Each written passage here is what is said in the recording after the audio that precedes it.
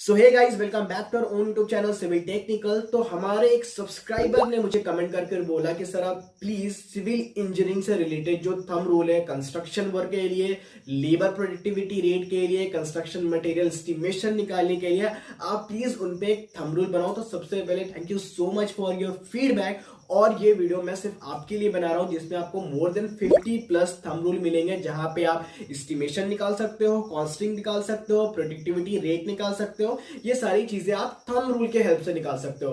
तो अगर आप चैनल पे नए हो और अपने चैनल अभी तक सब्सक्राइब नहीं किया है तो जल्दी से चैनल को सब्सक्राइब कीजिए, बेल आइकन को जरूर से प्रेस कीजिए, इससे आपको हमारे लेटेस्ट अपडेट हमेशा से पहले मिलते रहेंगे। तो पहला है दोस्तों एक्सकेवेशन क्वांटिटी, वो भी थंब रूल के हिसाब से। एक्सकेवेशन किस चीज का? फुटिंग का। घर निर्माण के लिए जो हमें बुनियाद देना पड़ता है उसके लिए हमें खुदाई करनी होती है, वो हो गया आपका फुटिंग एक्सकेवेशन। फॉर्मूला कहता है कि वो 3 गुना ज़्यादा होता है फुटिंग के कंक्रीट क्वांटिटी का। ठीक है, एग्जाम्पल के तौर पे देखते हैं कि सपोज कि हमारे कंक्रीट का फुटिंग का जो कंक्रीट करना है, ढलाई करना है, वो है आपका 6 m3। तो एक्सकेवेशन क्वांटिटी कितना होगा? 3 गुना ज़्यादा, यानी कि 6 × 3 यानी कि 18 m3 आपका एक्सकेवेशन क्वांटिटी होगा। और 3 गुना इसलिए होता है क्योंकि जो हमारा फाउंडेशन का डायमेंशन होता है उसके बाद आपको एक्स्ट्रा 500 यानी कि 0.5 मीटर का ऑफसेट अपने चारों साइड में छोड़ना होता है ईज ऑफ वर्किंग के लिए। एग्जैक्ट एक्सकेवेशन लगाओगे तो सोचो कि बाद में शटरिंग करने का जगह कहाँ बचेगा। तो एटलीस्ट 0.5 एवरी साइड में एक्स्ट्रा ऑफसेट लेना होता है। इसलिए एक्सकेवेशन क्वांटिटी जब भी निकालना हो तो आपको 3 से मल्टीप्लाई करना है आपके कंक्रीट का जो क्वांटिटी होगा फुटिंग के लिए उससे। नेक्स्ट, कंक्रीट कंजप्शन किसी भी स्ट्रक्चरल मेंबर के लिए तो वो होता है 0.038 m3 पर स्क्वायर मीटर। जो भी स्ट्रक्चरल मेंबर है, कॉलम है, बीम है, फुटिंग है, उसका आपका एरिया फाइंड आउट करना है और उसको 0.038 से मल्टीप्लाई कर दोगे तो वो निकल कर आ जाएगा कि कितना कंक्रीट उस कॉलम के कास्टिंग में, उस बीम के कास्टिंग में लगने वाला है। ये बहुत इंपॉर्टेंट है, ये आपको पता होना चाहिए। स्टील कंजप्शन तो रेसिडेंशियल बिल्डिंग में पर स्क्वायर फीट के हिसाब से 4.5 kg to 4.7 kg steel consume हो जाता है। कमर्शियल बिल्डिंग में पर स्क्वायर फीट में 5 kg से लेकर 5.50 kg कंज्यूम हो जाता है। वहीं अगर आपसे डिफरेंट स्ट्रक्चरल मेंबर के बारे में पूछ ले कि स्लैब में, बीम में, कॉलम में कितना स्टील लगेगा, तो आप 1 मिनट में थंब रूल की सहायता से उसको निकाल सकते हो। स्लैब के लिए होता है 1% of total concrete volume. Slab का जितना कॉन्क्रीट वॉल्यूम होगा इसका 1% स्टील लगता है, बीम में 2% लगता है, कॉलम में 2.5% लगता है और फुटिंग में 0.8% लगता है टोटल कंक्रीट वॉल्यूम का। एग्जाम्पल देखते हैं, क्लियर हो जाएगा। सपोज कि हमारा एक छत है जिसका लेंथ 5 मीटर है, ब्रेथ 4 मीटर है और स्लैब की जो थिकनेस है, जो डेप्थ है, वो है 0.150 मीटर यानी कि 150 यानी कि 6 इंच। ठीक है, अमूमन घर का जो छत का जो थिकनेस होता है वो 5 इंच से लेकर 6 इंच रहता है। उसको कन्वर्ट किया है मैंने मीटर में। ठीक है, तो डेप्थ हो गया 0.150। सिंपल है। कंक्रीट वॉल्यूम निकालेंगे। कंक्रीट वॉल्यूम निकालने के लिए क्या करना है? तीनों को मल्टीप्लाई कर देना है। 5 × 4 × 0.150 वो होता है 3 m3। ठीक है, अभी जैसे हम लोग स्लैब के लिए निकाल रहे हैं तो थंब रूल क्या कहता है? 1% ऑफ टोटल कंक्रीट वॉल्यूम। तो फॉर्मूला में इसको चिपका देते हैं 1%, उसको परसेंट का साइन हटाओ, नीचे 100 जाएगा, सॉल्व करोगे तो होगा 0.01 इंटू कॉन्क्रीट वॉल्यूम कितना था? 3 इंटू स्टील डेंसिटी। स्टील का डेंसिटी कितना होता है? 7850 kg पर m3। इसको डेंसिटी से मल्टीप्लाई इसलिए करना पड़ रहा है क्योंकि स्टील का क्वांटिटी वेट kg में निकलता है। अगर आप डेंसिटी से मल्टीप्लाई नहीं करोगे तो वो m3 में निकल जाएगा। ठीक है, स्टील डेंसिटी से मल्टीप्लाई कर देते हैं तो वो होगा 235 kg, 235 kg। अगर 5/4 का आपका छत है जिसकी थिकनेस 0.150 तो उसमें 235 kg स्टील कंज्यूम हो जाएगा। इसी प्रोसेस से आप बीम के लिए, कॉलम के लिए, फुटिंग के लिए निकाल सकते हो। थंब रूल मैंने ऑलरेडी आपको ऊपर बता दिया है। अब थंब रूल है हमारे पास कि शटरिंग का कितना कॉस्ट लगने वाला है वो कैसे निकाल सकते हैं। यस, हम लोग वो भी निकाल सकते हैं थंब रूल से। ठीक है, तो शटरिंग का जो कैलकुलेशन होता है उसका जो कॉस्ट हम लोग एनालाइज करते हैं वो हम लोग देखते हैं कि 15 से 18% जो आपका टोटल कंस्ट्रक्शन कॉस्ट है ना, उसका 15 से 18% आपका शटरिंग कॉस्ट उसके मटेरियल कॉस्ट में चला जाता है। ठीक है, सपोज कि हमारा जो कंस्ट्रक्शन कॉस्ट है वो 2 लाख रुपए। ठीक है, उसके 15 से 18% अगर हम लोग निकालेंगे तो वो 30 से 35 हज़ार चला जाएगा आपके सिर्फ शटरिंग का काम करने में, जिसमें आपका मटेरियल और लेबर दोनों इंक्लूड रहेगा। नेक्स्ट हम लोग निकाल सकते हैं थंब रूल के हेल्प से शटरिंग प्लाई का क्वांटिटी। ठीक है, प्लाई का साइज जान लो, याद कर लो, इंटरव्यू में पूछा जाता है। उसका साइज होता है, वो होता है 2.440 मीटर लंबा, 1.220 चौड़ा, और उसकी जो थिकनेस होती है वो 12 होती है। बहुत लोग आपको साइड पे बोलेंगे कि वो प्लाई 1200 का होता है। एक्चुअली इसका एग्जैक्ट जो लेंथ होता है ना, विड्थ होता है, वो होता है 1.220। प्लाई साइज हो गया। अब नंबर ऑफ प्लाई निकालने के लिए थंब रूल कहता है कि वो 0.22 टाइम्स होता है शटरिंग एरिया के। जो भी आपका शटरिंग एरिया, उसको आपको मल्टीप्लाई कर देना है 0.22 से, तो नंबर ऑफ शटरिंग प्लाई यहाँ पे निकल कर आ जाएगा। नेक्स्ट शटरिंग मटेरियल है दोस्तों बैटन। बैटन को यूज किया जाता है प्लाईबोर्ड के पीछे लगाया जाता है ताकि प्लाईबोर्ड लोड बियर कर पाए। तो बैटन का क्वांटिटी भी आप निकाल सकते हो। इसका रिक्वायरमेंट हर सिविल इंजीनियर, साइट इंजीनियर को साइट पे पड़ता है कि वो बैटन का क्वांटिटी निकाले और निकाल पाए। तो थंब रूल के हिसाब से बैटन का क्वांटिटी निकालने के लिए जितना भी आपके पास प्लाईबोर्ड अवेलेबल है जिसको आपको यूज करना है एज एन शटरिंग मटेरियल, उसको आपको मल्टीप्लाई कर देना है 19.82 से। जैसे एग्जांपल लेते हैं कि मेरे साइट पे 25 प्लाईवुड अवेलेबल था। अब मुझे जानना है कि इस प्लाईवुड में कितना बैटन लगेगा, तो 25 इंटू थंब रूल था 19.82 से मल्टीप्लाई कर देना है। तो उसको मल्टीप्लाई कर देते हैं तो वो होता है 495। मतलब 25 प्लाईवुड का शटरिंग बनाने के लिए हमें 495 बैटन मंगाने पड़े होंगे। उसके बाद बैटन और प्लाईवुड को जोड़ोगे कैसे? उसको जोड़ने के लिए कांटी का इस्तेमाल किया जाता है, कांटी ठोका जाता है, ठीक है। तो कांटी का भी आप क्वांटिटी निकाल सकते हो थंब रूल से। फॉर्मूला कहता है कि हर 1 मीटर स्क्वायर शटरिंग में 75 ग्राम कांटी कंज्यूम होता है।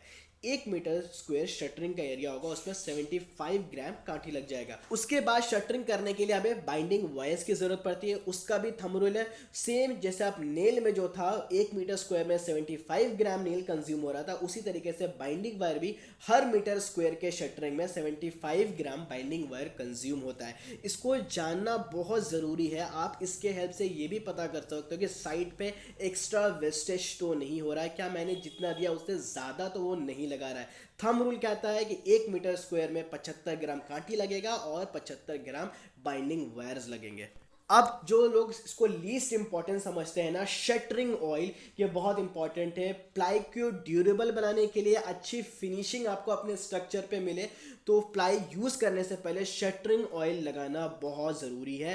प्लाई की ड्यूरेबिलिटी भी बढ़ जाती है और साथ साथ आपको प्लाई रिमूव करने के बाद एक स्मूथ सरफेस भी अपने स्ट्रक्चर में मिलता है। तो उसका क्वांटिटी भी आप थंब रूल से निकाल सकते हो। तो उसका थंब रूल है 0.65 लीटर पर शटरिंग एरिया, ठीक है। जितना शटरिंग एरिया होगा उसमें 0.065 मल्टीप्लाई कर दो तो उतना शटरिंग ऑयल आपका लगेगा। सपोज कि हमारा शटरिंग एरिया है दोस्तों 15 मीटर स्क्वायर, तो 15 इंटू 0.065 दैट इज 0.95 लीटर, यानी कि 1 लीटर, मतलब 15 मीटर स्क्वायर का अगर शटरिंग एरिया तो 1 लीटर शटरिंग ऑयल कंज्यूम होगा। अब देखते हैं थंब रूल सीमेंट बैग के लिए क्या क्या है, ठीक है।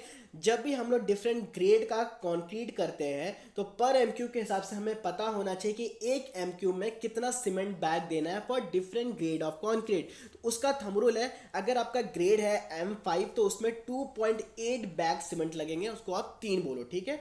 उसके बाद 7.5 के लिए आपको 4 बैग सीमेंट लगने वाला पर एमक्यू में। M10 के लिए 5 बैग लगेगा, M15 के लिए 7 बैग लगेगा और M20 के लिए 9 बैग्स कंज्यूम होते हैं सीमेंट के। अब प्लास्टर का काम अगर कराते हो तो उसमें सीमेंट कितना लगता है, ठीक है। रफ प्लास्टर हो, इंटरनल प्लास्टर करवा रहे हो या फिर डक्ट प्लास्टर करा रहे हो, तो हर 1 मीटर स्क्वायर में 4.5 kg सीमेंट कंज्यूम होता है। रफ प्लास्टर में भी, इंटरनल प्लास्टर में भी और डक्ट प्लास्टर में भी। वहीं अगर एक्सटर्नल है तो वहाँ पे प्लास्टर का थिकनेस ज़्यादा होता है, तो वहाँ पे 8.75 kg सीमेंट कंज्यूम होता है पर मीटर स्क्वायर में। नेक्स्ट थंब रूल है कि ब्रिक वर्क में सीमेंट का क्वांटिटी थंब रूल के हिसाब से कैसे कैलकुलेट करोगे। सीमेंट ब्रिक वर्क में 2 ईंटों को जोड़ने के लिए मसाला मोटार का इस्तेमाल होता है, जिसमें मेन इंग्रेडिएंट होता है सीमेंट।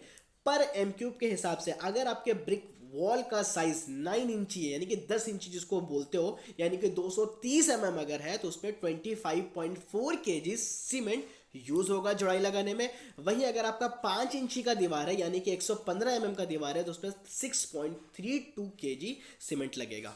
अब अगर आप छत का ढलाई करवाने जा रहे हो, ठीक है, आपको पता करना है कि छत के ढलाई करने में लमसम कितना सीमेंट बैग लगने वाला है, जिसके हिसाब से मैं ऑर्डर कर दूं। इसका बहुत इजी ट्रिक है मेरे पास। ट्रिक ये है कि सपोज कि आपने स्लैब का एरिया निकाल लेना, ठीक है, जो आपके स्लैब का लंबाई होगा उसको मल्टीप्लाई कर दो उसके चौड़ाई से। सपोज कि यहाँ पे हमारा 900 स्क्वायर फीट है, ठीक है, एरिया है, ठीक है।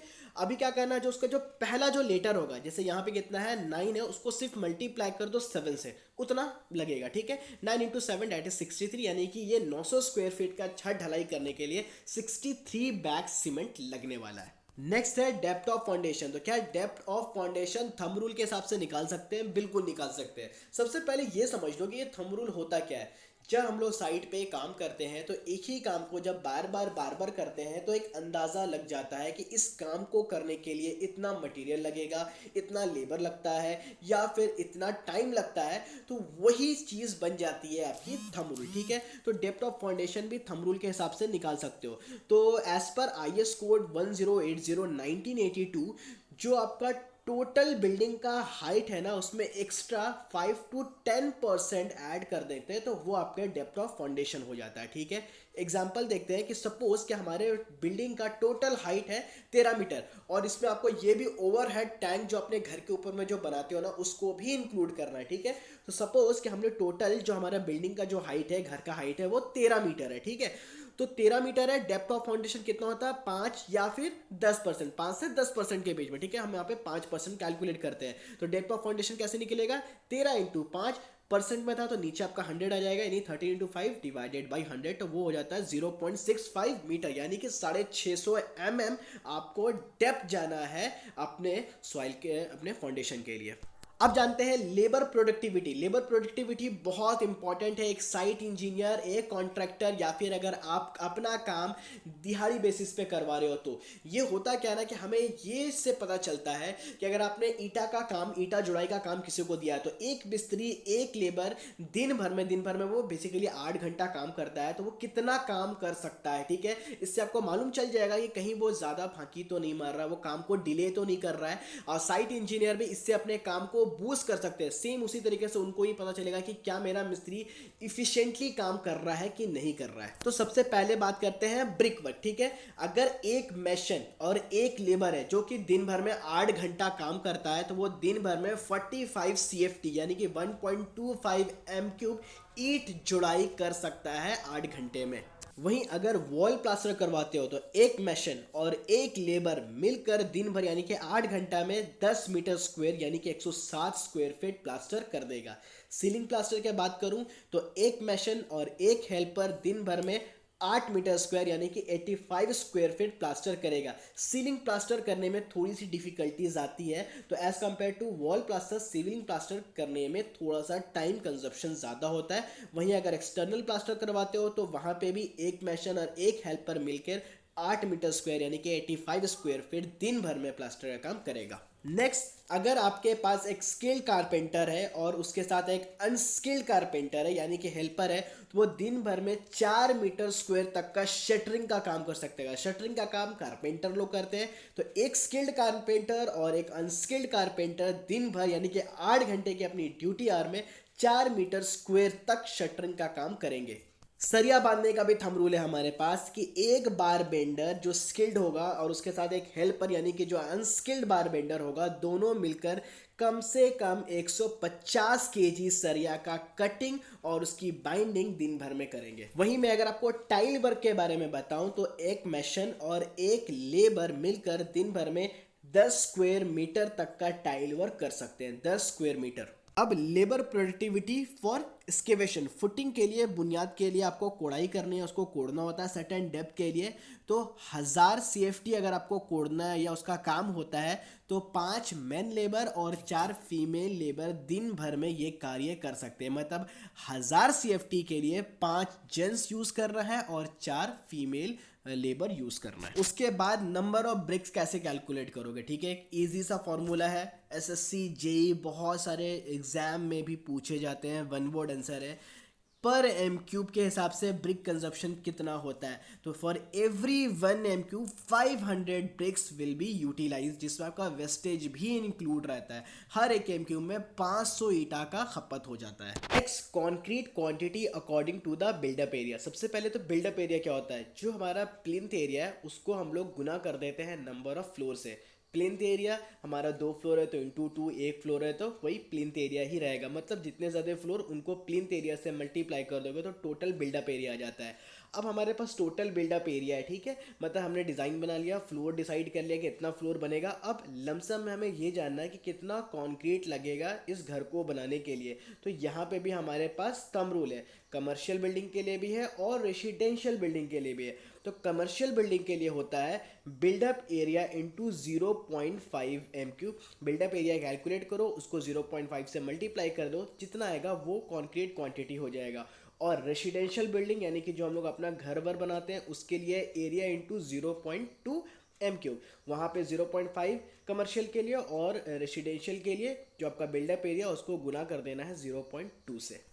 अब कंस्ट्रक्शन कॉस्ट, घर बनाने के लिए कितना लागत लग सकता है, ठीक है। स्ट्रक्चरल कॉस्ट की बात करें मतलब मोटा मोटी काम, स्लैब, बीम, कॉलम ढलवाने का, फुटिंग ढलवाने का, तो स्ट्रक्चरल कॉस्ट पड़ता है दोस्तों 1150 रुपया पर स्क्वायर फीट। वहीं अगर फिनिशिंग वर्क, टाइल, प्लास्टर वगैरह बोलूँ तो वो होता है 650 रुपया पर स्क्वायर फीट। पेंटिंग का भी थंब रूल है दोस्तों, पेंटिंग का कॉस्ट निकालना है तो पेंटिंग से पहले पुट्टी करना होता है, तो 2 लेयर पुट्टी और 2 लेयर पेंट का जो थंब रूल है वो 18 से 20 रुपये पर स्क्वायर फीट। फ्लोरिंग का दोस्तों, फ्लोरिंग का क्या है कि अगर आप मार्बल लगाते हो तो वो आपको 100 रुपये से लेकर 120 रुपये पर स्क्वायर फीट के आसपास में खर्च बैठेगा। वहीं अगर फ्लोरिंग का काम आप ग्रेनाइट से कराते हो तो वो 20 रुपये से लेकर 22 रुपये पर स्क्वायर फीट के हिसाब से पड़ेगा। सिर्फ आपको जहाँ पे ये काम करना उसका आपको मेजरमेंट चाहिए, बाकी मैंने थंब रूल आपको बता दिया। इलेक्ट्रिकल कॉस्ट यानी वायरिंग का जो काम होगा, फैन बॉक्स सेटअप होगा, कंड्यूट पाइप सेटअप होगा उसका, तो मटेरियल कॉस्ट पड़ता है दोस्तों 70 रुपये से लेकर 120 रुपये पर स्क्वायर फीट। वहीं उसको लगाने का यानी कि लेबर चार्ज पड़ेगा दोस्तों 15 रुपये से लेकर 32 रुपये पर square feet. Now cement quantity for different grade of concrete पर m3। एक m3 में डिफरेंट ग्रेड में कितना सीमेंट लगता है, M10 में 210 kg, M20 में 320 kg पर m3 में बता रहा हूँ, M25 में 340 kg पर m3 और M30 में 380 kg पर m3, ठीक है। ये kg में अगर इसको वेट में कैलकुलेट करना है तो आप डिवाइड कर सकते हो 50, नहीं तो मैंने पहले बताया है कि बैग के हिसाब से डिफरेंट ग्रेड के लिए कितने सीमेंट आपके लगेंगे, आप पीछे जाकर उसको देख सकते हो अगर भूल गए हो तो। अब टाइल का काम करवाते हो तो सीमेंट बैग कितना पड़ेगा, ठीक है। वेट्रीफाइड टाइल लगाओ, सिरेमिक टाइल लगाओ या डैडो टाइल्स लगाते हो तो पर स्क्वायर फीट में 0.28 सीमेंट बैग कंज्यूम होगा। वेट्रीफाइड टाइल्स के लिए भी, सिरेमिक टाइल्स के लिए भी और डैडो टाइल्स के लिए भी। कैलकुलेशन बहुत सिंपल रहेगा, मेजरमेंट कर लेना है, थंब रूल मैंने बता दिया 0.28। जितना स्क्वायर फीट आपका आएगा उसको बस गुना कर देना 0.28 से, तो नंबर ऑफ सीमेंट बैग आप इजीली पहले कैलकुलेट कर सकते हो। नेक्स्ट बात करते हैं वॉल पुट्टी लेकर आते हो, ठीक है। तो हमें ये जानना है कि 1 kg में कितना काम हो सकता है, ठीक है। तो वॉल पुट्टी अगर आप 2 कोट करवाते हो तो 1 kg में आप 14 से 15 स्क्वायर फीट तक का काम करा सकते हो। वहीं अगर आप 3 कोट करवा रहे हो तो 8 से 12 स्क्वायर फीट करा सकते हो 1 kg में। उसके बाद प्राइमर, तो प्राइमर का अगर आप 1 कोट करते हो तो 1 kg में आप 120 से लेकर 140 स्क्वायर फीट तक का काम कर सकते हो। वहीं अगर प्राइमर आप 2 कोट करते हो तो 70 से 90 स्क्वायर फीट 1 kg में करवा सकते हो। अब प्लास्टरिंग वर्क कराते हो तो हमें जानना होता है कि मेरा सीमेंट कितना लगने वाला है, ठीक है। तो अगर आप एक्सटर्नल प्लास्टर कराओगे तो हर 1 मीटर स्क्वायर में 8.75 यानी कि 9 kg सीमेंट लगेगा। वहीं इंटरनल प्लास्टर जिसमें आपका सीलिंग भी इंक्लूड है तो 1 मीटर स्क्वायर में 4.5 kg सीमेंट लगेगा। अब एक मैं ऐसा थंब रूल बताने वाला हूँ जो आपको पूरे YouTube पे नहीं मिलने वाला है कि किसी कार्य को अगर आपको तोड़ना है, आरसीसी का स्ट्रक्चर था उसको तोड़ना है, पीसीसी तोड़ना है, जोड़ने का बनाने का तो हमने देख लिया, तोड़ने का ही मैं बता देता हूँ। पीसीसी 1 m3 अगर उसका कंक्रीट वॉल्यूम है तो 2 लेबर मिलके उसको आराम से तोड़ देंगे। साथ ही साथ 50 मीटर का उनका लीड भी होगा, सिर्फ तोड़ेंगे नहीं, वो 50 मीटर के बाद उसको अगर थ्रो करना है, फेंकना है, साइड के बाहर करना है तो विद इन 50 मीटर लीड दिन भर में वो तोड़ भी देंगे 2 लेबर मिलके और 50 मीटर उसको शिफ्ट भी कर देंगे। वहीं अगर हमारा स्ट्रक्चरल मेंबर आरसीसी है तो 1 m3 का अगर आरसीसी स्ट्रक्चर है तो उसमें 4 लेबर लगेंगे, दिन भर में उसको तोड़ भी देंगे और 50 मीटर के लीड में उसको वहाँ से हटा भी देंगे। अब हमने फ्लोरिंग की बात की, ठीक है, कि मार्बल का हम लोग फ्लोरिंग वर्क करवा रहे हैं, तो उसमें मैंने एक चीज़ नहीं बताया कि सीमेंट कंजप्शन कैसे कैलकुलेट कर सकते हैं। तो हम लोग सीमेंट कंजप्शन भी कैलकुलेट कर सकते हैं थंब रूल से। तो पर स्क्वायर मीटर में 0.3 बैग ऑफ सीमेंट कंज्यूम होता है मार्बल फ्लोरिंग का काम कराने के लिए। अब इंजीनियर्स के लिए तो थंब रूल था ही, साथ साथ कॉन्ट्रैक्टर्स के लिए भी मेरे पास कुछ थंब रूल है जिससे वो अपने प्रॉफिट को मैक्सिमाइज कर सकते हैं। पहला है कि जब वो कहीं पे काम लेते हैं तो फ्लोर टू फ्लोर हाइट को वो मिनिमम रखें। दूसरा, एमएस शटरिंग प्लेट को बार बार यूज़ करें, जिसके लिए आपको सबसे पहले तो एमएस शटरिंग प्लेट को प्रॉपर तरीके से स्टोर करना है, सही से रखना है। और अगर आप उसको सही से रखते हो तो आप उसको बार बार यूज़ कर सकते हो, जाहिर है कि आपका प्रॉफिट मैक्सिमाइज होगा। उसके बाद standard size of column use कीजिए, मतलब जो कॉलम आप वहाँ पे सजेस्ट करते हैं क्लाइंट को, वो स्टैंडर्ड साइज रखिए अकॉर्डिंग टू योर फ्रेमवर्क। उसके बाद है कि जो बीम डेप्थ है और जो बीम बॉटम है दोनों को सेम रखिए, ताकि आप अल्टरनेटिवली दोनों को यूज़ कर पाएँ। उसके बाद है कि जो भी कंस्ट्रक्शन मटेरियल है, कोशिश कीजिए कि जो लोकली अवेलेबल है आप उनको यूटिलाइज कीजिए। एक चीज़ मैं बोलूँगा, क्वालिटी से आप कॉम्प्रोमाइज़ मत कीजिए। अगर उसी क्वालिटी पे लोकल में मटेरियल प्रेजेंट है तो आप उसको यूज़ कीजिए। इससे आपका ट्रांसपोर्टेशन साथ साथ टाइम का जो बर्बादी होता है वो बहुत हद तक बचेगा। उसके बाद है कि आप जब कंक्रीट करते हो तो आप हाई अर्ली स्ट्रेंथ गेनिंग जो कंक्रीट होता है, जैसे रैपिड हार्डनिंग सीमेंट होता है, आप उसको यूज़ कर सकते हो, जिससे आपका जो काम करने का जो प्रोसेस है, जो टाइम है, वो काफ़ी हद तक बूस्ट हो जाएगा। ज़्यादा टाइम, कम टाइम में आप ज़्यादा काम करोगे तो आपका जो प्रॉफिट है वो अल्टरनेटिवली मैक्सिमाइज ही होगा।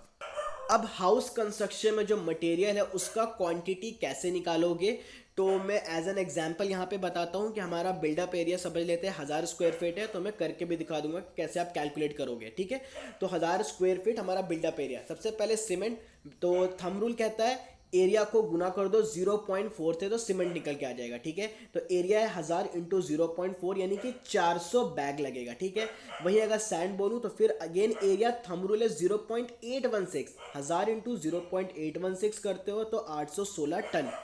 उसके बाद एग्रीगेट, अगेन एरिया को गुना करना है 0.608 से, 1000 इंटू 0.608 तो वो हो जाता है 608 टन। स्टील का क्वांटिटी कैलकुलेट करना है तो एरिया को गुना कर दो 4 से, एरिया 1000 है इंटू 4 यानी कि 4 टन। उसके बाद आपको जानना है पेंट, तो एरिया को गुना कर दो 0.18 से, तो पेंट का क्वांटिटी निकल जाएगा, तो 1000 इंटू 0.18 यानी कि 18 लीटर। उसके बाद जानना है फ्लोरिंग के लिए, तो एरिया इंटू 1.3, 1000 इंटू 1.3 यानी कि 1300 स्क्वायर फीट, जिसमें आपका स्कर्टिंग का भी काम इंक्लूड रहेगा। वहीं पे आपको जानना है कि ब्रिक का कितना लगने वाला है, सेम एरिया को मल्टीप्लाई कर दे 8 से, 8 इंटू 1000 जो हमारा स्क्वायर फीट एरिया था, 8000 आपका ब्रिक कंज्यूम होगा। उसके बाद जानते हैं कि depth of beam according to the thumb rule, ठीक है।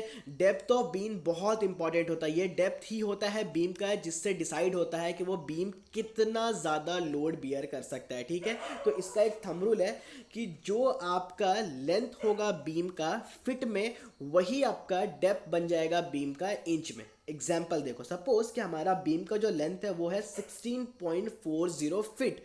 तो जैसे मैंने बोला कि अगर लेंथ जो फिट में है उसी को आपको डेप्थ ले लेना है इंच में, ठीक है। तो फिट में है 16.40, तो डेप्थ ले लेंगे 16.40 इंच। या फिर जो आपका इफेक्टिव स्पान रहेगा उसको 12 से डिवाइड कर लेंगे। सपोज कि हमारा इफेक्टिव स्पान है 5 मीटर, उसको कन्वर्ट करो mm में, ये हो जाएगा 5000 mm डिवाइड बाई 12, तो वो हो जाएगा 417 mm डेप्थ ऑफ बीम। अब जानते हैं standard tolerance for batching plant equipment. Batching plant कहाँ था, जहाँ पे आप अपना कंक्रीट को तैयार करवाते हो, ठीक है। तो सीमेंट के लिए रहता है ±2%, ठीक है। सीमेंट 2% ज़्यादा होगा तो भी चलेगा और 2% कम होगा तो भी चलेगा। एग्रीगेट ±3%, एडमिक्सचर ±3%, वाटर ±3%, और इसका जो मिक्सिंग टाइम जो होता है एक बार में वो होता है 2 मिनट। अब एक और standard tolerance for TMT bar in length, अगर उसके लंबाई में कितना कम ज़्यादा होगा तो चलेगा, ठीक है। अगर आपका 0 से 25 mm तक है तो 0.5% तक अगर ज़्यादा या कम है तो चलेगा। 25 से अगर 35 mm तक है तो 0.6% ज़्यादा या कम है तो चलेगा। वहीं अगर 35 से 50% है तो 0.8% अगर ज़्यादा या थोड़ा कम है तो चल सकता है। वहीं अगर हम लोग टॉलरेंस की बात करें अकॉर्डिंग टू द वेट, तो 0 से 10 mm के लिए ±7%, 10 से 16 mm के लिए है ±5%, और 16 mm से ज़्यादा का डाया है अगर हमारे रीइंफोर्समेंट का तो ±3%। तो होप दोस्तों आपको ये वीडियो अच्छा लगा, अगर वीडियो अच्छा लगता है तो प्लीज़ वीडियो को लाइक कीजिए, चैनल को सब्सक्राइब कीजिए और अपने दोस्तों के साथ शेयर कीजिए। Thank you.